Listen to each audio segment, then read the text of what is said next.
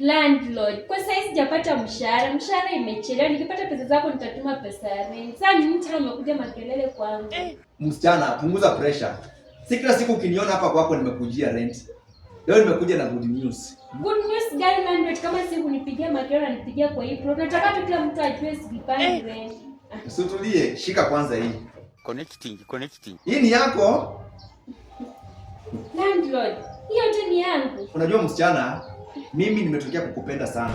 Sijawahi patana na msichana mrembo kama wewe hivi. So mimi ukinikubali tu, hiyo maisha yako itakuwa mzuri sana. Hapana landlord, hiyo haiwezekani. Wewe ni mtu mkubwa kwangu, mimi mtoto mdogo. Sasa itakuwa ajali, tutakaaje hapo? Msichana, kwani unataka nibadilishe maisha yako? Wewe nikao leo nini mnaongelea? Hebu kwanza chukua hii. Hii kusukume. Shika. Nataka nikubadilishie maisha, Na hii ni mwanzo tu. Imagine utakuwa unalipa rent hii nyumba. Wakati watu wanasumbuana kulipa 8,000 hivi, wewe unakaa bure.